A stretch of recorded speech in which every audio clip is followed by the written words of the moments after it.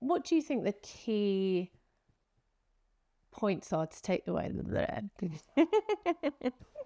Tell us the end of the day. Have you got a fantastic blooper reel of Anna just blowing raspberries God, at you there's the too whole much. time? Does it come out at the Christmas party?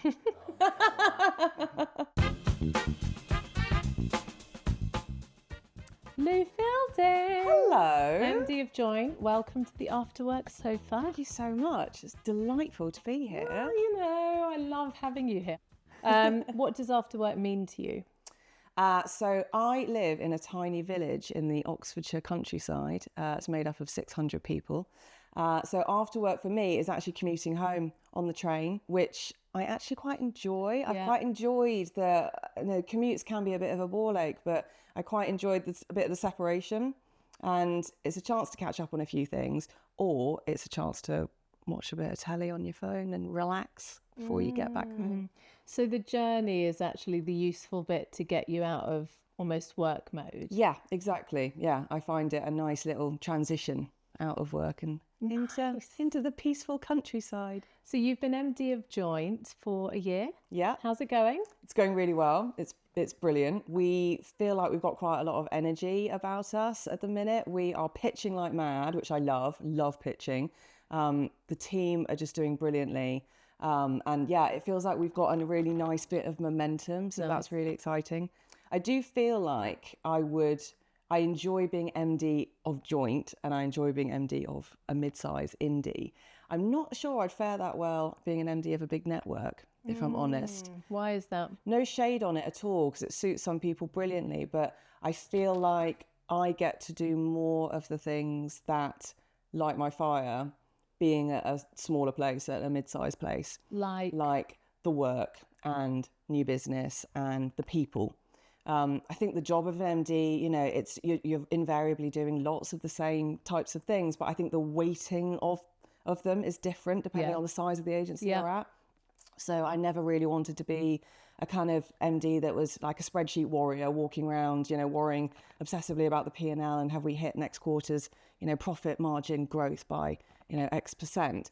That's important, obviously, but the stuff that I love doing day to day is the work and the pitches and the people. And what made you pick Joint as your work home? Because I'm assuming you had choices. It was the people. When I started interviewing and I met Rich and Damon and, Ro and Algie and other guys on the team, I just sort of went, I think I found my people and I think I found my home. We were speaking the same language and it all just felt very easy and I felt like, oh, this feels good. We've got this, absolutely lovely culture. It's a complete arsehole free zone. There's not a single arsehole at Join, which is a joy and amazing. And it definitely feels like you're prioritizing enjoying yourself whilst you're doing it. Having like joy in what you do is crucial. And if you can find a home where you can feel like that, where going to work, you don't get the Sunday blues, you don't feel stressed, every morning and every evening, and you can just enjoy it because what we do is awesome, really. When you think about it, the industry we're in and the things we get to do,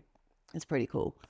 So let's talk about the love of account handling. Yes. Why do you love account handling so much? I think it can be one of the most fulfilling roles in the agency because you get to do everything a bit lowercase. You get to be strategic with a lowercase s, creative with a lowercase c, production lowercase p, etc., etc.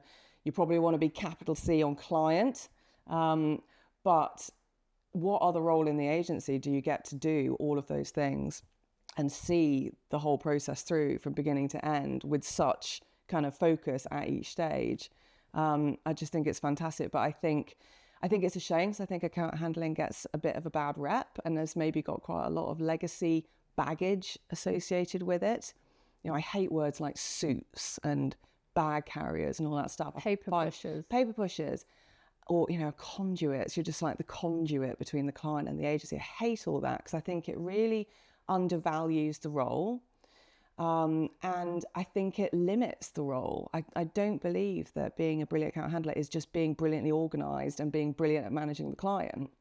I think you have to be a bit good at everything, but that's where the fulfillment comes and that's where the fun of it is.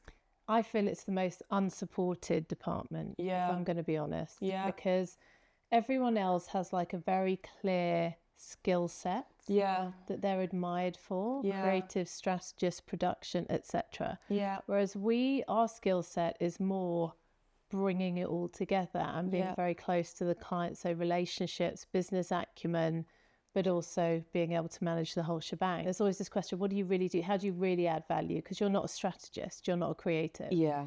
So that pissed me off quite a lot. No, and I think that can be really true, and I think it's a real shame, and I think it stems from the role potentially being undervalued within the agency team. You know, you can be a brilliant account handler and make the role as broad as you want to, and you can open up a little bit, and then that starts changing people's perceptions about the value that you can bring to the role of account handling. Because if you are the sort of person that your strategist wants to grab you and noodle with, and the creatives love having you in the room because you're going to help, you know, elevate the work or find where the ideas are or riff some extension ideas and stuff like that. You know, if you're a friend of production and you're, you know, really understanding where they're coming from, what they need to do and what you need to help them with to achieve what they need to do, then I think you can bake that value in and people will want, you know, more brilliant account handlers in the room.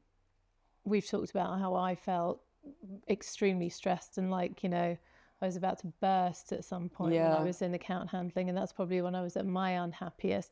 And it was lack of support. Yeah. I've also had, on the other hand, you know, moments where I felt really stressed because you're delivering bad news from the client sometimes. Yeah.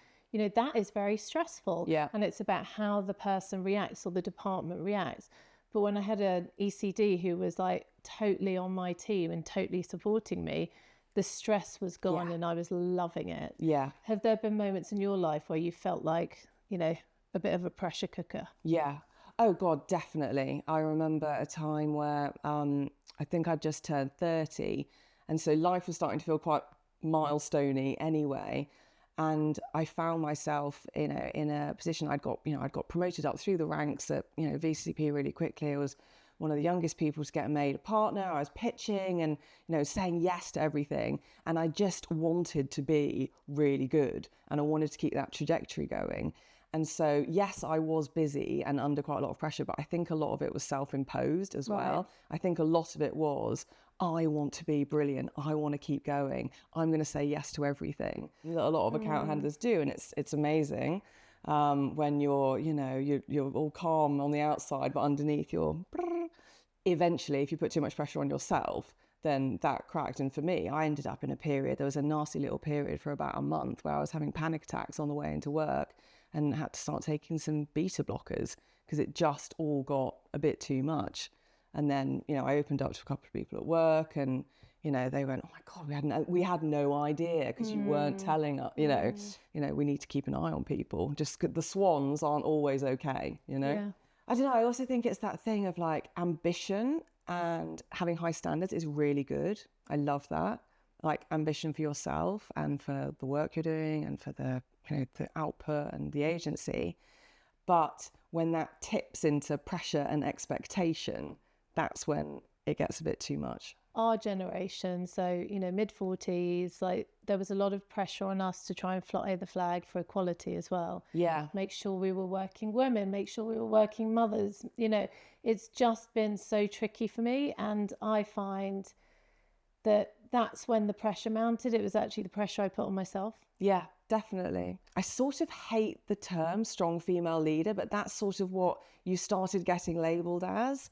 And then it was like, oh gosh, you've got to like be a strong female leader. Can't let anyone down. Yeah. And I think representational role modelling is brilliant, but I would bloody love it when we get to a world where we don't need to gender it. And it's just, you're just a strong leader and you're just really good. You know, one of the things I think is obviously brilliant support from brilliant leaders and making sure that, you know, that pressure is reduced. Yeah. And I think if you know each of your department very well, which you can do in a smaller agency, you know how to mentor them properly. Yeah. Yeah, I think that's it. I think it is really keeping an eye on people and I think valuing people and giving people positive affirmation. It goes so far. Even, it doesn't matter how senior you get, actually. When someone says, "Thought you were bloody brilliant in that," or "Well done," it's just like, "Oh, great, excellent." And so I think, you know, giving people some nice encouraging words and being really positive goes a hell of a long way. Well, you know why? Because we grew up with managers who led by fear and pressure. Yeah. And so we wouldn't always have those words. Yeah, exactly. And so the nice thing is we're not mirroring that kind of leadership. Yeah, exactly. Culture is much more empathy led now. It just is. Yeah. And that's great. It's a good That's thing. a brilliant very, thing. very good thing. What's the best piece of advice you could give someone starting their career in advertising? I would say obsess about the ideas. Read everything you can. Read campaign. Read all about the latest work that's coming out. Work out what you love. Work out what you don't like. That's as important. What do you love and what do you hate? Why? And just really get into it. I think it's just, I mean, I love the industry. I love what we do. And I feel like if you don't love it, then there's plenty of places. What's the point? There's plenty of other things that you could go and do and feel good. And I think feeling joy in your professional life on a day-to-day basis as much as you can is just the best gift in the world. So I think love it is what I would say. Final question. Finish the sentence. If I wasn't in advertising, I would be a? I would be either an F1 driver, a fashion designer, or a film critic. Nice. I love all of those things. There's still time. Well, the thing is, what I have decided is that I think I love them being my loves rather Hobbies, than not work. Yeah, Got exactly. It. I think it's a good definition. Yeah, exactly. Thank you so much. Thank you so much. I really appreciate that. I loved it. Thank you. And we didn't spontaneously combust. That's Come great. on. Got slightly sweaty feet.